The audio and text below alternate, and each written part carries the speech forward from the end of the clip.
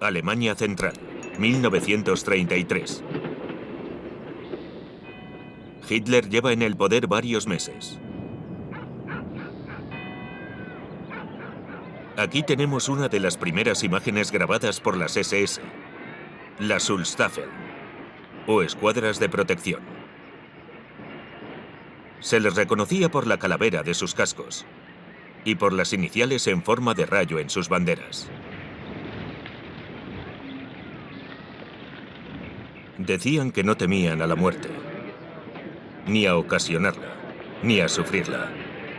Todos los voluntarios se unieron a lo que, según ellos, era un grupo de nazis superiores.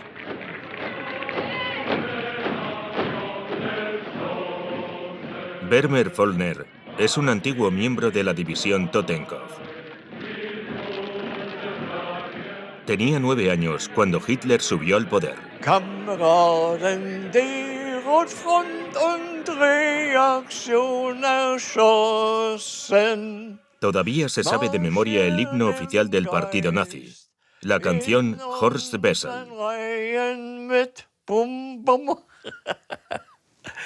Nació en Berlín en 1924 y se mudó al sur de Inglaterra, donde se casó e inició una nueva vida. A finales de la Segunda Guerra Mundial, pasó varios años en campos de prisioneros de guerra aliados por haber formado parte de las SS. La Wehrmacht hacía así. No, así. Y los de las SS hacían así. Me impresionaban cuando se ponían firmes.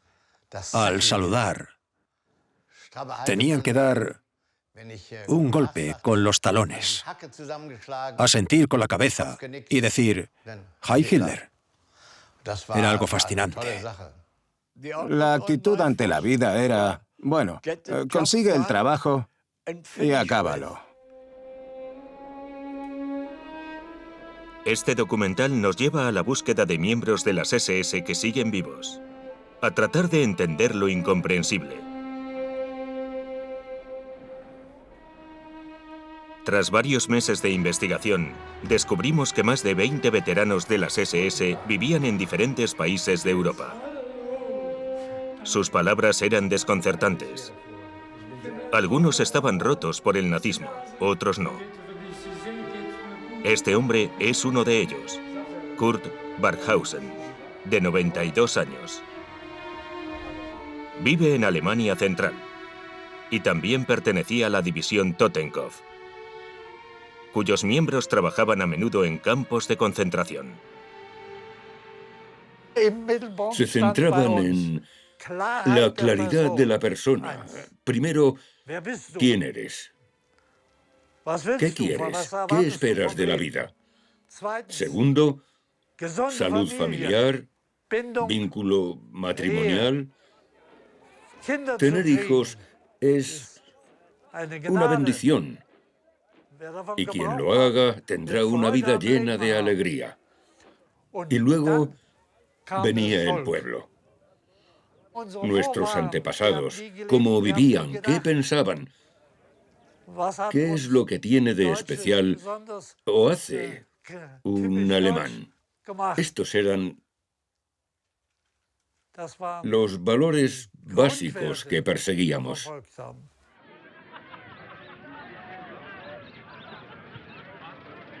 Un mundo desaparecido, tan poco parecido al nuestro, pero a la vez tan cerca. Solo 80 años nos separan de estos jóvenes que adoptaron ese fanatismo. Para justificarse, todos señalan el año 1918, cuando Alemania perdió la Primera Guerra Mundial. El Tratado de Paz de Versalles le arrebató a Alemania varias regiones fronterizas. Y a la humillación recibida se le añadió la pesadilla de los años 20 en Alemania. Desempleo, pobreza y la deshonra, cuando en 1923 los gobiernos de Francia y Bélgica decidieron cruzar la frontera y ocupar la región del Ruhr para declarar la guerra directamente en las fábricas. Años después, cuando las SS trataban de justificar sus crímenes, casi siempre apuntaban al sufrimiento de los años 20. Decían que gracias al nazismo habían recuperado su dignidad. Empezaron a crear rangos a partir de un cabo de la Primera Guerra Mundial, Adolf Hitler, un nacionalista radical que les prometió acabar con toda esta deshonra. Estábamos destrozados. Habíamos sido pobres y unos miserables, pero de repente volvimos a ser alguien. Las SS no sabían a dónde les llevaría este compromiso. Pero lo que sí sabían era que su primer objetivo serían los comunistas. Antialemanes los llamaban. Habían luchado contra ellos en las calles desde el final de la guerra. Los acusaron por traicionar a la nación y por derrocar al emperador con su revolución de 1918, mientras la armada alemana seguía luchando contra los aliados. En ese momento, lo que recuerdo de mi infancia en Hamburgo es ver los grandes desfiles en la calle. Mi padre decía, como lleguen al poder, estamos perdidos. Se refería al Partido Comunista.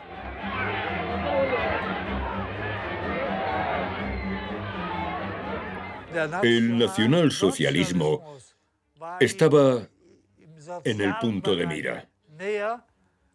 Y en lo político también, porque se trataba de Alemania. Mientras que el comunismo se desarrollaba por el mundo, los que lo dirigían mayormente eran los judíos.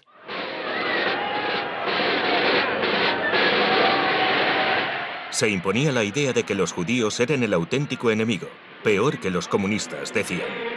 Lo pensaban de verdad. Según Hitler, los judíos se aprovecharon de la miseria alemana. Están escondidos por todas partes, decía su manifiesto. Detrás de los comunistas que toman el poder en Rusia en 1917, detrás de los capitalistas de Nueva York que movían los hilos de la economía mundial. Para el ministro de propaganda, Joseph Goebbels, el momento del gran enfrentamiento estaba al caer.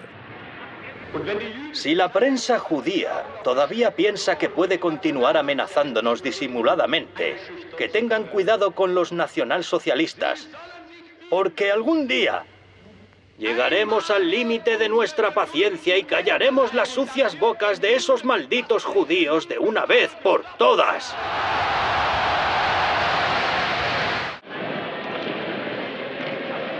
Desde su creación en 1925, los de las SS han sido la guardia de Hitler. Se les reconocía por sus uniformes negros y estaban en todos aquellos lugares donde hubiese líderes del partido. Querían que se notase su presencia, que se les distinguiese del resto. Se trataba de una formación de élite. No aceptarían a un Tom, un Dick o un Harry. Yo quería formar parte de una división de élite.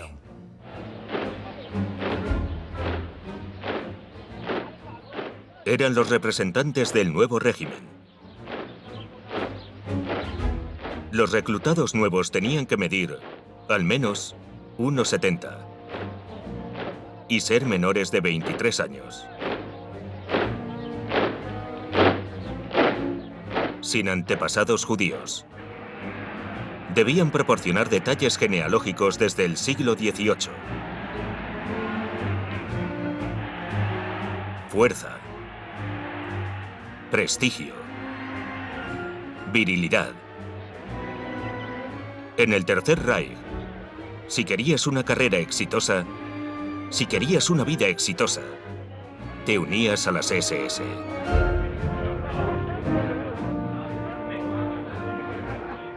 Las mujeres estaban muy interesadas en conocer hombres de las SS y tener una relación. Obviamente, eran los perfectos compañeros. Estaban muy solicitados. Casarse con un miembro de las SS era todo un honor, claro. También eran conocidos como la Orden Negra, un nombre que los relacionaba con los caballeros de la Edad Media, cuando los monjes soldados colonizaron el este de Europa. Se decía de ellos cosas como que eran los nuevos señores de Alemania, encargados de reemplazar la vieja élite aristocrática que siempre había dirigido el país.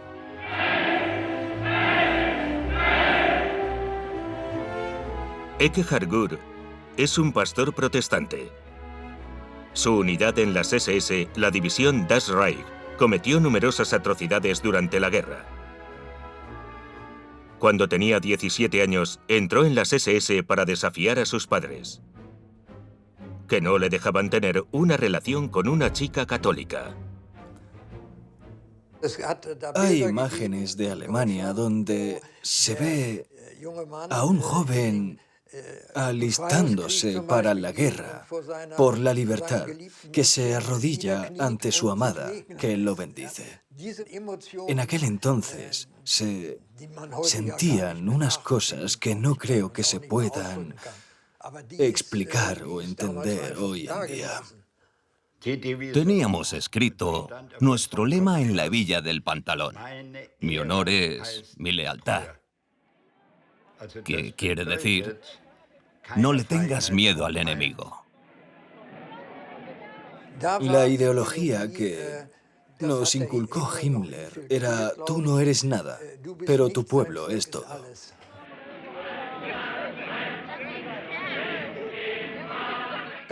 Quería comprobar si estaba preparado para arriesgar mi vida por esa ideología.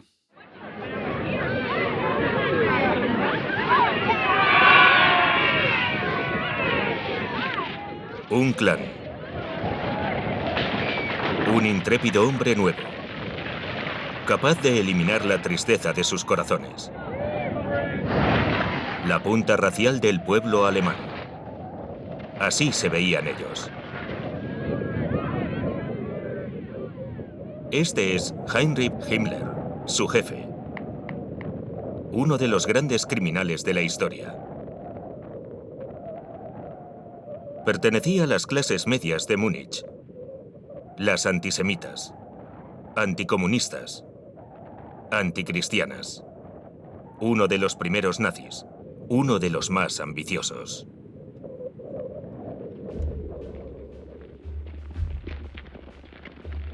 Con 23 años participó en el Putsch de Múnich, cuando Hitler quería derrocar a la República Alemana y establecer un régimen fascista como hizo Mussolini en Roma el año anterior. El golpe fracasó tras los enfrentamientos con la policía en la plaza Feldherrnhalle.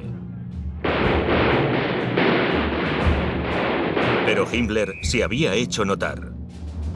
Y poco a poco comenzó a crecer de un modo irresistible. 10 años más tarde, tenía bajo su mando a 50.000 miembros de las SS. Todavía estaba por debajo de Röhm, el hombre con el brazo levantado, jefe de la milicia del partido, las SA. Himmler no podía soportar estar por debajo de él. Durante meses, y con la ayuda de varios dignatarios nazis, intentó convencer a Hitler de que Röhm conspiraba contra el gobierno. Lo consiguió el 30 de junio de 1934. Fue un éxito. En la noche de los cuchillos largos, los hombres de negro acabaron con la vida de sus compañeros de las SA. Fue el propio Hitler quien desencadenó esta serie de eventos, al arrestar a Röhm en el Hotel Bávaro, donde se alojaba. Se lo llevaron a una prisión de Múnich de las SS, donde lo liquidaron junto con otros de sus miembros. Con esta masacre fratricida, Himmler, ahora bajo las órdenes de Hitler, consiguió ser el responsable de las SS. En 1936, este hombre tan poco carismático fue nombrado jefe de la policía de toda Alemania.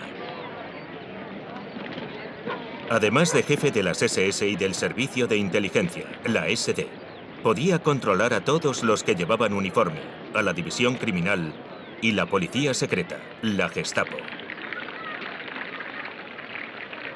Con el fiel Himmler, como le llamaba Hitler, Alemania se convirtió en un estado controlado por la policía y con unas SS tan obedientes como máquinas. Si eres soldado, tienes que hacer lo que te dicen. No estás ahí para pensar. Es lo que hay. Ahora es diferente, pero antes decíamos que piensen los caballos que tienen la cabeza más grande. Sangre y tierra. El nuevo lema de Himmler. A cambio de su obediencia, el líder de las SS ofrecía a sus hombres un mundo imaginario nuevo, lleno de mitología alemana y superioridad racial. Persiguiendo el más mínimo rastro de lo que se podía rescatar de la historia alemana, creó una religión que podía reemplazar al cristianismo. Una religión basada en la raza, en sus propias creencias y rituales.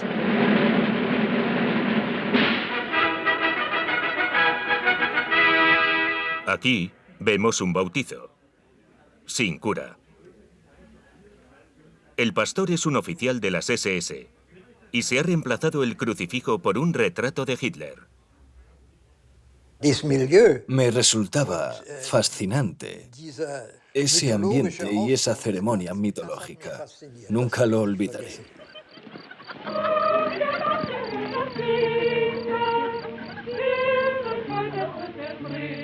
A los de las SS les prometían unas esposas sanas y sonrientes. Antes de casarse, enviaban a estas mujeres a escuelas del partido nazi.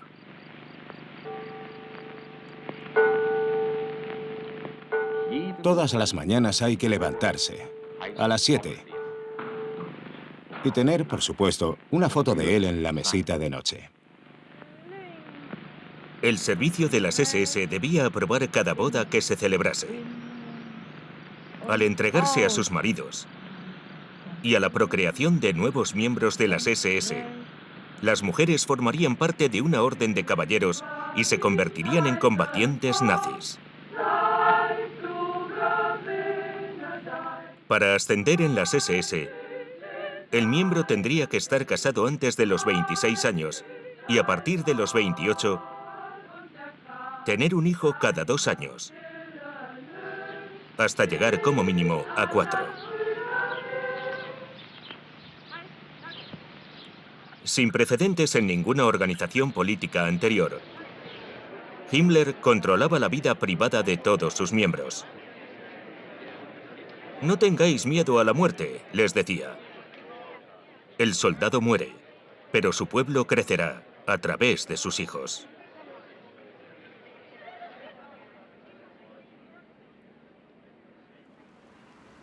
La mayoría de los miembros de las SS que hemos conocido todavía eran niños a mediados de los años 30. Crecieron en un estado totalitario, sometidos a la propaganda de Hitler. Uno de los lavados de cerebro más grandes del siglo XX. Este hombre, Egon Kuhn, un activista y sindicalista de Hannover, es un antiguo miembro de la división Viking de las SS. Su radicalización, con la que ya no está de acuerdo, comenzó en primaria. Los nazis fabricaban chuches con dibujos de esvásticas y yo me sentía orgulloso por comérmelas. Pero me sentía aún más orgulloso con 5 años, cuando en el colegio salíamos a pasear o íbamos de visita y llevaba mi brazalete con la esvástica. Nos metían todo esto en la cabeza a propósito. Llegaba a tal punto que en 1934, cuando yo tenía 10 años, para mí era totalmente normal esa forma de pensar, los uniformes, el saludo de Hitler. Sinceramente, no conozco a nadie que estuviese en contra. Absolutamente a nadie. De verdad. Se instruía a los niños a diario una ideología fascista e insidiosa y un racismo antisemita. Hitler los consideraba futuros soldados del Reich y los mejores serían destinados a formar parte de las SS. Mis padres estaban destrozados por mi gran odio a los judíos. Nunca me habría sentado al lado de uno en el colegio. Nunca. No eran de nuestra raza. Eran una abominación. Unos ladrones. Unos traidores. Unos vagos. Obsesionados con el dinero. Despiadados.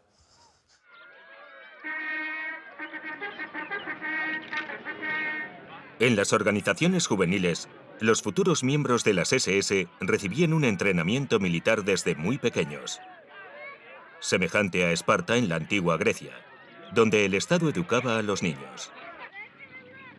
En ese momento, todavía no se exterminaba a los judíos.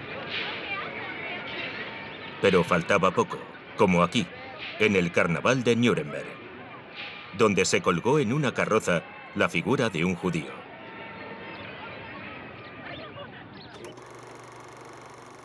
O aquí, en esta vil película de propaganda racista. Tras la guerra, los enjambres de langostas de los judíos orientales se derramaron por todo el país alemán. Llevaron su agresiva influencia... Esta visión retorcida de Alemania como víctima de las comunidades judías fue tan fuerte que sigue perturbando la mente de algunos antiguos miembros de las SS.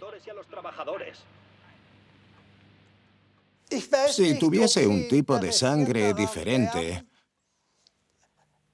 no sé si le gustaría acoger a una raza que tiene una forma de ser totalmente distinta a la suya, así como su religión y su concepción de la vida.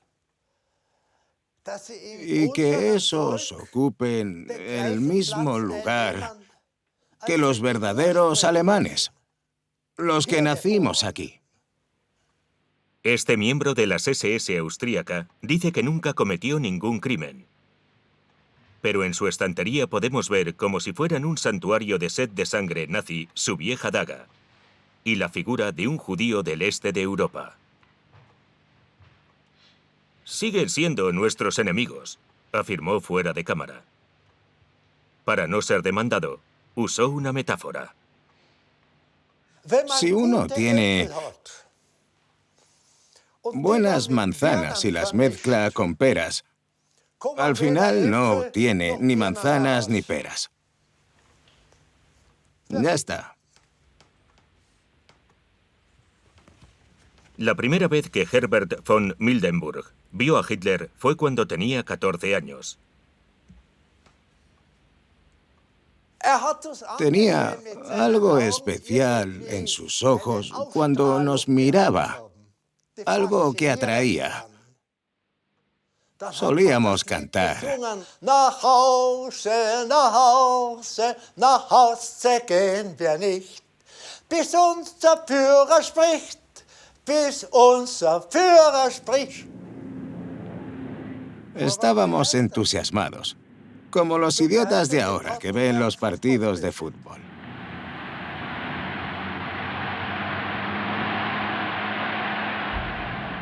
Hitler. El hombre que resucitaría a Alemania.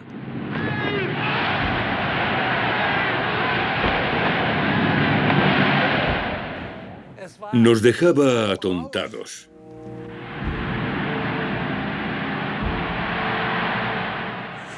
Lo que pasó fue que, en menos de 5 años, 6 millones de desempleados encontraron trabajo. Con un aumento de la ayuda a los trabajadores, proporcionando a todos actividades de ocio que solo estaban dedicadas a la élite, y financiando un rearme masivo y proyectos de grandes construcciones a través de la confiscación de activos judíos y la enorme deuda, Hitler se ganó la aprobación del pueblo alemán. Para los miembros que hemos conocido, fue un milagro. Fue lo que demostró que Hitler cumplía lo que prometía. Tenía agallas, no era ningún cobarde.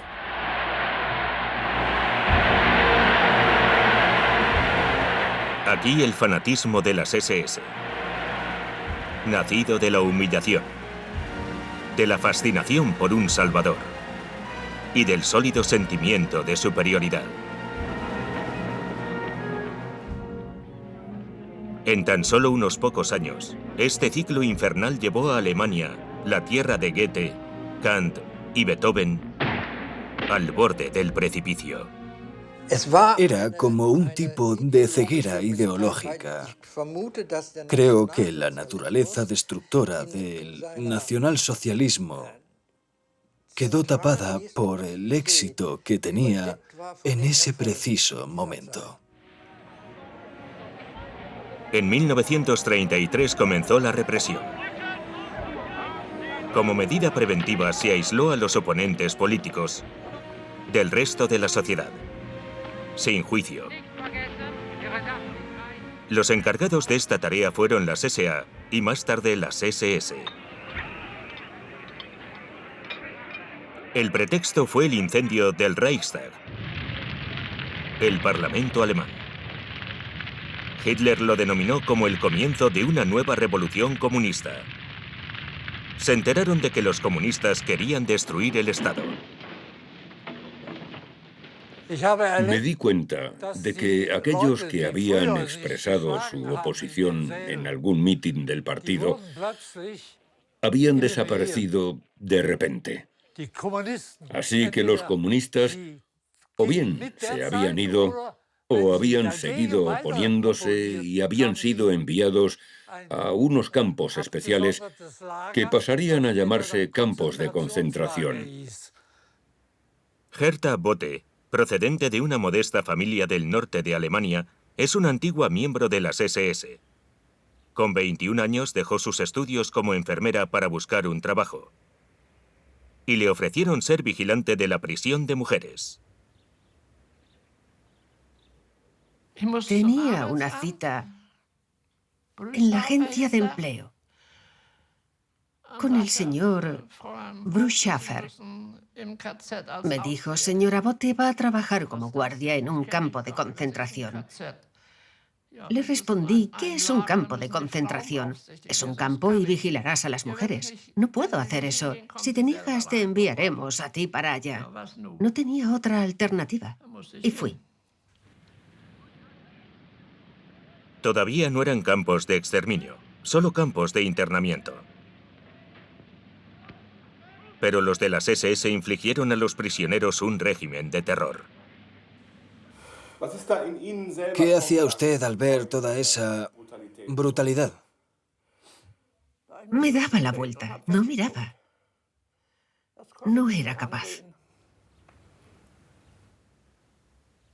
Hertha Botte, que fue condenada a 10 años de cárcel después de la guerra, no puede decir mucho más sobre esa brutalidad. Esta reconstrucción fotográfica hecha por los prisioneros tras la liberación muestra una de las formas de tortura más comunes en esa época. El prisionero tenía que quedarse quieto en una banqueta, con las manos atadas a la espalda y colgando de una cuerda. Al caerse del agotamiento, quedaría suspendido de los brazos y se le dislocarían los hombros.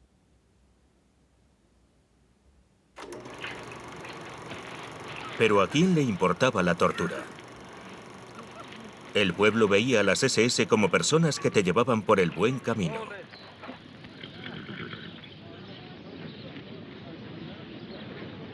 Se filmó a estos prisioneros vestidos con un pijama de rayas cerca del campo de Dachau. El que lo grabó, un panadero que abastecía al personal de campo, tenía varios objetos que hacían los prisioneros, como estos candelabros, estos balancines o estas camas. También grabó a sus amigos, incluidos los militares de las SS del campo. Esta es la piscina donde iban a relajarse los guardias después de trabajar.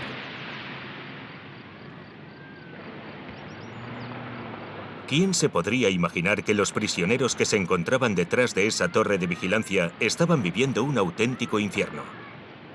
En la víspera de la Segunda Guerra Mundial, las SS de estos campos habían conseguido callar a toda la oposición. Parecía que nadie se oponía a los campos de concentración. Si me dicen que tengo que vigilar a unos prisioneros y que tengo que subir a una torre donde hay una ametralladora para que, si intentan escapar, les dispare, claro que lo hago.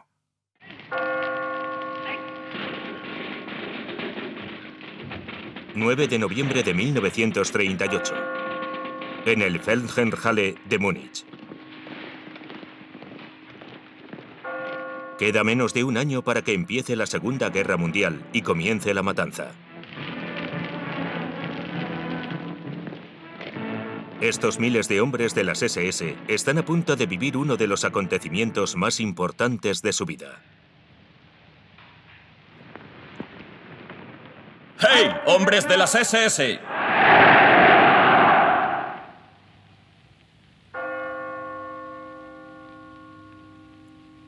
Entre ellos, Eberhard Heder, futuro capitán de la división Viking. La plaza estaba llena y las gradas repletas de espectadores por todos lados. La ceremonia de juramento empezaba a medianoche. Vi llegar a Hitler muy solemne y dijeron: hombres de las SS, reciten su juramento. ¡Yo te juro! ¡Yo te juro! ¡Adolf Hitler! ¡Adolf Hitler! ¡Lealtad y valentía! ¡Lealtad y valentía! Teníamos que decirlo de corazón. ¡Te juro a ti! ¡Te juro a ti! ¡Obediencia hasta la muerte! ¡Obediencia hasta la muerte! Ese obediencia hasta la muerte me impactaba, claro. ¿Lealtad hasta tal punto? Eso es muchísimo.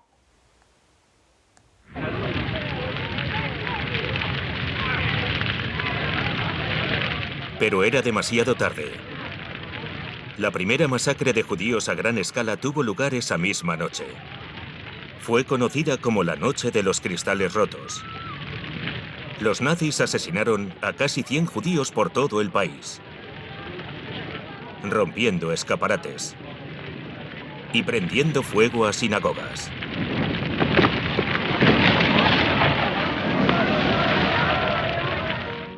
Con el estallido de la Segunda Guerra Mundial, pronto pasarían a los asesinatos en masa.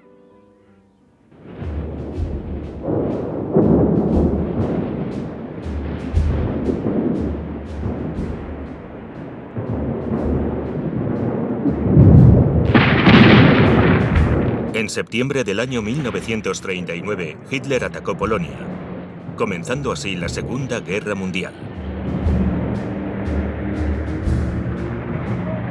En la víspera del ataque, las SS desempeñaron un papel crucial.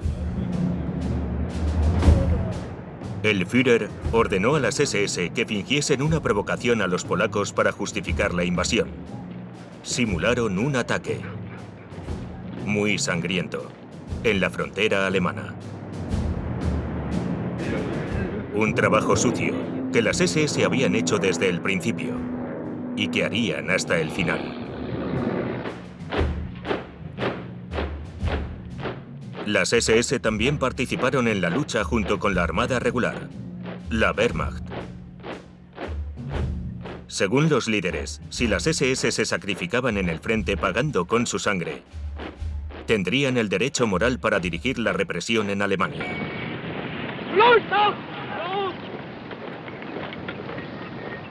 A estos hombres destinados a luchar en el frente, Himmler los denominó las Waffen-SS, las SS armadas. Durante la guerra, 800.000 hombres ingresaron en las Waffen-SS. Se consideraban soldados políticos y a los ojos del régimen eran hombres de confianza.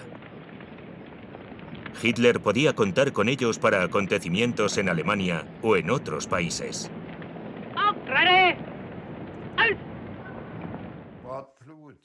Aquí tenemos a uno de los miembros de las Waffen-SS, Manfred Dinner, que entró con 16 años. Para este hijo de panadero procedente de Turingia, supuso una oportunidad para progresar socialmente. Para nosotros no existía señor o señores. Era señor teniente, señor comandante, y así. Las posibilidades que tenían los soldados eran muy diferentes a las de los oficiales. Un oficial no podía mandar que le cavasen un agujero en el suelo. Lo tenía que hacer él mismo. Además, los que se ofreciesen como voluntarios durante el penúltimo año de curso se graduaban sin tener que hacer exámenes. En otras áreas de la Wehrmacht sí que necesitabas el bachillerato para ser oficial. Las Waffen-SS hicieron una gran excepción, sí. Incluso si solo tenías, como yo, un simple certificado de tu escuela, podías llegar a ser oficial. En realidad, estos jóvenes ya no eran dueños de ellos mismos. Con el tatuaje de su grupo sanguíneo marcado para siempre bajo su brazo izquierdo, se habían convertido en otra persona. Una vez dentro de la Orden Negra, nadie podía salir.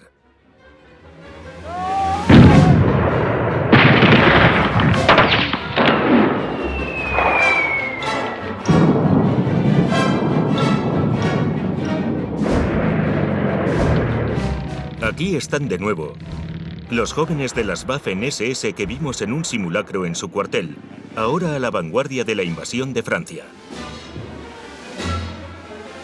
Al igual que en Polonia, estos soldados de las SS cometieron crímenes de guerra. Sabían que para sus líderes solo importaba la victoria.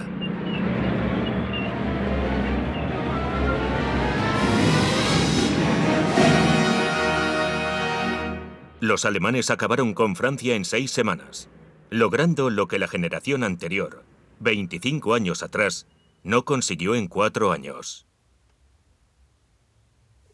Yo me decía a mí mismo, los franceses se han dado cuenta de que los alemanes, a pesar de la humillación y el Tratado de Versalles, son los que tienen ahora el control. Eso les debe de doler muchísimo. Seguro que sí.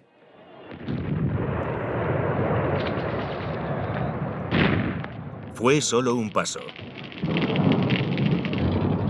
En junio de 1941, un año después de la victoria contra Francia, y tras haber conquistado Yugoslavia y Grecia, Hitler despegó sus tropas en la URSS de Stalin. Su objetivo: la destrucción del comunismo y la conquista de un espacio vital para la raza aria.